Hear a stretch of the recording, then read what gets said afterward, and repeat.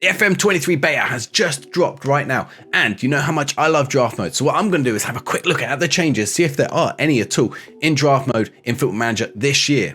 Now you guys know how much I love draft mode. I'm just going to go in and have a look at the different changes there are. So this of course looks exactly the same, but we're going to come in here into the game settings, and you can see there might be a few differences. This they added in last year. In fact, they made it more flexible last year, so that is the same. They haven't added anything extra here to the number of groups, which is a shame. I would have liked something there. Shortlisting is the same. Draft round time limit, that is the same as well. 15 seconds would be well too quick, but there's no change. Actually, 1 minute 30 seconds. No, that was there before. That was definitely there before. So there's nothing new there. Who can join? That is the same. The pools that you can add, these are all the same as well. Exactly the same. No changes on any of these bits here.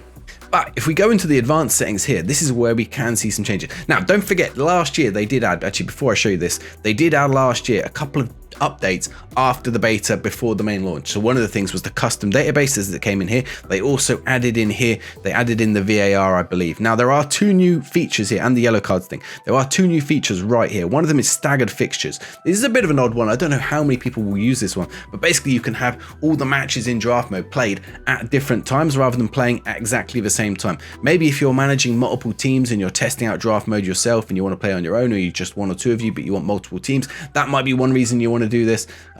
Otherwise, or you really want to watch each other's matches, that might be another reason to this. But of course, it's going to extend the length of time that draft mode takes you to get through. The other major changes right here, these substitution rules. So they have added in a number of different changes. They mentioned this in the blog the other week, but you can see there are 5 different options here. Subs names, you can go for the 5 subs, 3 used, 5 from 7th, max of 3 stoppages. This is like the Premier League now. Or you can have more subs, 7, 3 used, 9, 5 used, or 11, 10 used, much like international friendlies right now. So it's pretty good. Load more options, especially if you're playing one of those longer draft modes where you get loads and loads of subs and you pick up lots of fitness issues because they're playing week after week after week. So that is one of the new additions to draft mode this year. It's a small one. Actually, there are 2 there, sorry. 2 small ones. But let's go forward and see if there is anything else. So I'm going to put it into a league mode just for sake of looking. We'll put it unlimited, in fact. No, we'll put it 7. We'll keep a budget. We'll put it 700 million. Now, when we come here, we come to the restrictions. You can see there is nothing has changed here in terms of how many restrictions you can put in. It's still between the 1st and 25th pick, or across all the picks. There's no new restrictions here either. The one that was changed last year, which was nationality, they have not fixed this one. It's still grayed out for the certain nationalities. You can still only choose it by the certain regions, which is a bit frustrating, but it's there still.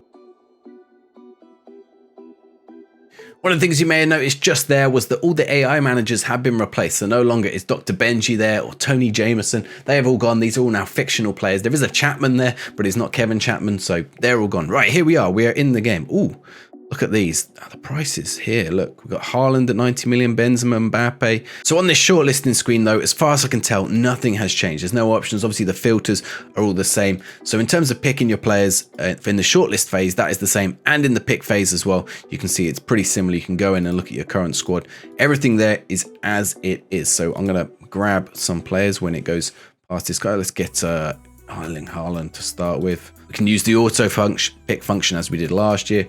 Of course, the new tactical options are in here in terms of line presses and things like that. You get your new tactics. You can also set your set pieces. Opposition instructions is right there. So these things are all as they were before.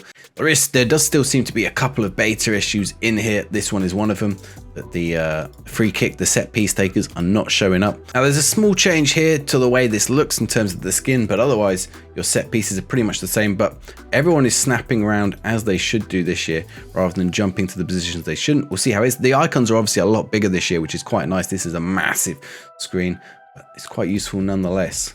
You also now can get the analysis in the draft mode. I don't believe this was in the game last year, so you can analyze your matches, much like the data analysis in the main game. It's not quite as in-depth, but it's useful. You can get the goals analysis here, see where your goals came from. So that's pretty useful. Obviously, the stats and everything is still here, players detailed.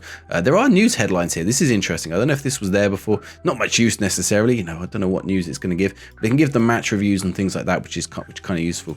There's an award winners page, but in this test I've done it here, it's not giving awards to anyone, so I don't know if that's supposed to give awards to maybe the top top goal scorers or the best players, but right there's no awards. Maybe I'll have to try this with more teams, but right now that's all the updates to FM23 draft modes. There's not very many, only a few small tweaks, but hopefully they improve our experience. Stability would be a good one. Hopefully it's more stable than in previous years. And if, like me, you haven't decided on your FM23 save yet, make sure you go check out this video. There's lots of ideas on the different kinds of saves you can do in Football Manager. Make sure you go check that out.